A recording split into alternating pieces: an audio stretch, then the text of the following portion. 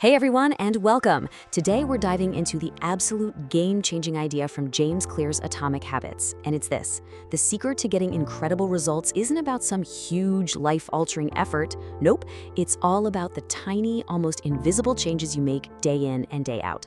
So let's break down how to get just 1% better every single day. I mean, we've all been there, haven't we? You set this big, ambitious goal, you're all fired up for a few days, maybe even a couple of weeks, and then poof! Somehow you just slide right back to where you started. It is so frustrating, and it can make you feel like you're broken, or you just don't have enough willpower. Well, this explainer is all about why that happens, and more importantly, what we can actually do about it. All right, here's our game plan. First, we're going to bust a huge myth about making changes. Then, we'll look at that critical moment where most people just give up.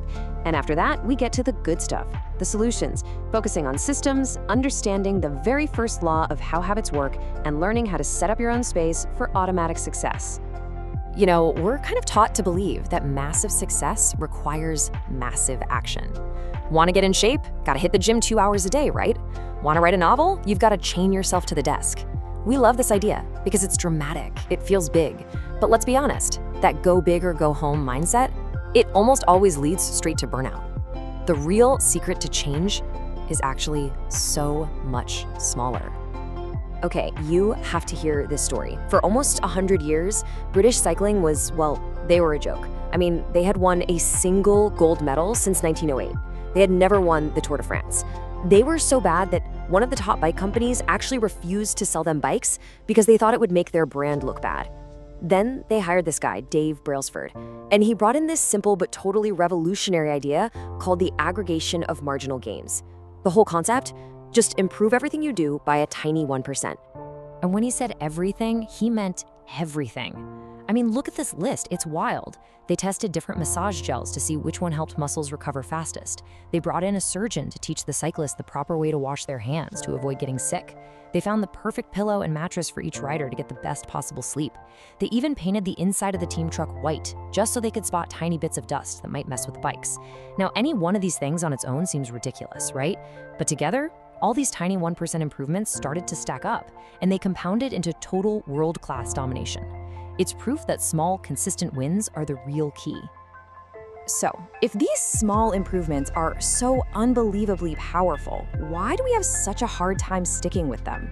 Well, the answer lies in this really tricky and honestly misunderstood part of building a new habit. This is the exact point where most of us throw in the towel. This quote actually hangs in the locker room of the San Antonio Spurs, one of the most successful basketball teams ever. And it just perfectly captures that feeling of putting in the work and seeing nothing happen. You're hammering away day after day, and the rock just sits there. It feels like you're getting nowhere. But what you don't see is that every single one of those swings is building up pressure, storing up energy, just waiting for that one final hit that causes the breakthrough.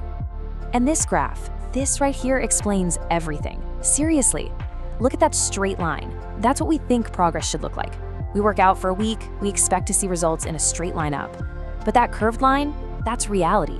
Progress is so slow at the beginning, it feels like you're flatlining. That gap between what we think and what's really happening is what James Clear calls the valley of disappointment. It's where we think, this isn't working, and we quit.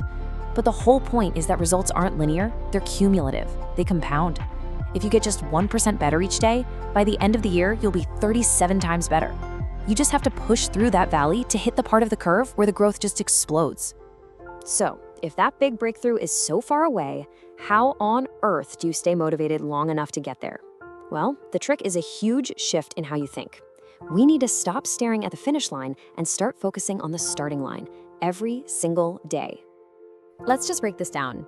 Your goal is the result. I want to run a marathon. Your system is the process that gets you there. I will put on my running shoes every afternoon. See the difference? Goals are great for pointing you in the right direction, but it's the systems that actually make you move. And here's the crazy part. Winners and losers, they often have the exact same goals. Every team in a championship wants to win. The goal doesn't make the difference. What does? Their system, their commitment to that process of tiny daily improvements. This is maybe the most powerful line in the whole book. Let it sink in for a second. You do not rise to the level of your goals. You fall to the level of your systems. Your goal is just a dream. Your system is what you actually do, especially on the hard days, when you're tired, when you're busy, when you're not motivated. You won't magically perform at your goal level. You'll fall back on whatever's easiest, whatever's automatic, your system. That's why building a good one is absolutely everything. Okay, so we know we need small changes and we need a solid system, but how do we actually, build one? Well, James Clear gives us 4 laws of behavior change, and we're gonna laser focus on the very first one because it's the foundation for everything else. So the first law is simple: make it obvious. The truth is, so much of what we do every day is just pure autopilot. Our brain creates these little mental shortcuts to save energy. There's this wild story in the book about a retail clerk who was trained to cut up used gift cards. Well, after a few people paid with gift cards, the next customer used a credit card. The clerk swiped it, and then, without even thinking, took out the scissors and cut the credit card right in half. That's how deep these habits run. We don't even see the triggers, so the first step is just to make them visible. So, what is the single most powerful way to make the cues for our good habits more obvious? It's not about trying harder or having more willpower. It's about becoming the architect of your own world. This study is just a brilliant example. Researchers at a hospital wanted people to drink more water. So, look at the picture on the left. That was the original setup. Soda was everywhere, right at eye level. Water was kind of tucked away. Then they made one tiny change. You can see it on the right. They just added water bottles to every drink station. That's it. They didn't make announcements, they didn't put up signs, they didn't say a single word. And the result? Water sales jumped by almost 26%. They didn't try to change people's minds, they just changed the environment to make water the easy, obvious choice. James Clear tells this great personal story that makes it so simple.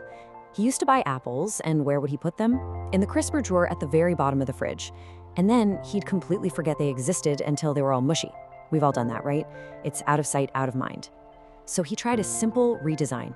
He bought a big fruit bowl, put it right in the middle of his kitchen counter, and filled it with apples. And just like that, because he saw them all the time, he started eating an apple a day. So let's make this super practical for you, right now. Look at these ideas. You want to practice guitar more?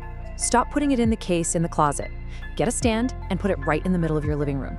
Want to read more instead of scrolling on your phone at night? Simple. Put a book on your pillow. Want to drink more water?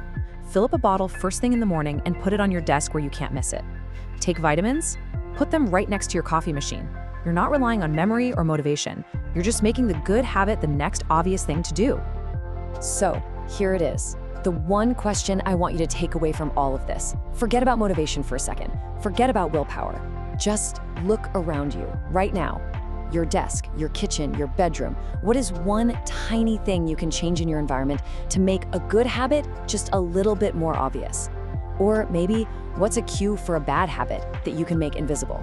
Start there. Because as we've seen, that one little change, that's where remarkable results truly begin.